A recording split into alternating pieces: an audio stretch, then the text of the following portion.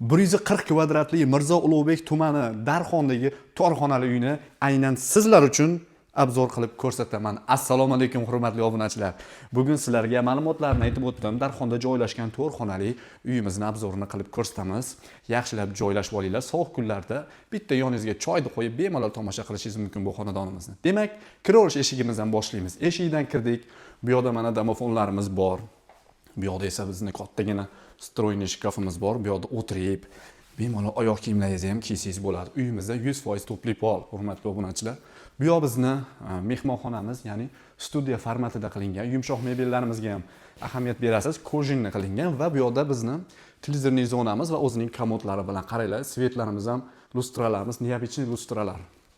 Bu yoqqa esa 6 talik stol stullari va mana bu lustramizga shu yerda bitta laykni bosib qo'ying. Juda ham chiroyli xonadonimiz bo'ladi. Xo'p. Endi bu yoqda bemalol yana 4 talik, 6 talik stol stullari qo'yib, bu yoqdan ham foydalansak bo'ladi. Misol uchun ovqatlarimiz pishsa, bu yoqqa olib kelib foydalansak bo'ladi. Oshxona qismimizni ham ko'rsatib o'taman. Kelinglar, oshxona qismimizga. Mana gaz plitalarimiz, 5 talik gaz plitalarimiz, o'zining duxovkalari, vitichkalari bor va bu yoq qismimizda esa bizni kattagina xolodilnigimiz joylashtirilgan. Endi sizlar bilan spalnilarni birma-bir ko'rib chiqamiz. Kartinkamizni ham qarang, qo'l mehnati.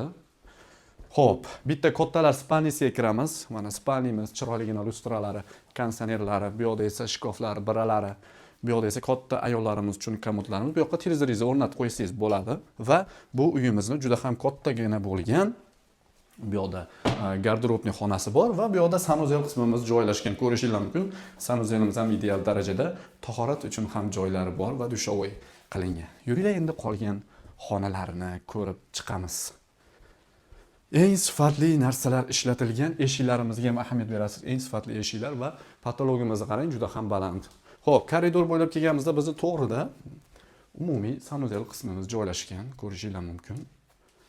Va bu tarafimizda esa yana bitta, buni bolalar yotoqxonasi desak ham bo'ladi. Bitta spalnimiz bor, yana bitta bemalol bu yerga sig'adi. Bu yoqda o'zini shkaflari va dars qilib o'tirishlar uchun joylari qilingan, hurmatli obunachilar. Xo'p, bu yoqda yana bitta xonamiz bor, ko'rishingiz mumkin. Mana bu yoqdan bitta spalnisi joylashgan, bu yoqda komodlari. Xo'p, bu yoqda dars qilib o'tirishlar uchun sharoitlar qilingan va o'zining shkaflari bor. Uyimizning ranglari, remontlari ideal darajada turibdi. Yashalgan, lekin ko'p emas, hurmatli obunachilar. Qarang, bular hammasi mana shu yerda o'zida, ustalarimiz shu yerda o'zida quyishgan buni. Narxini opsiyada yozib qoldiramiz. Sizlar bilan Muhibullo Madrahim bo'ldi. Yana ko'rishguncha deb qolamiz. Sog' bo'linglar.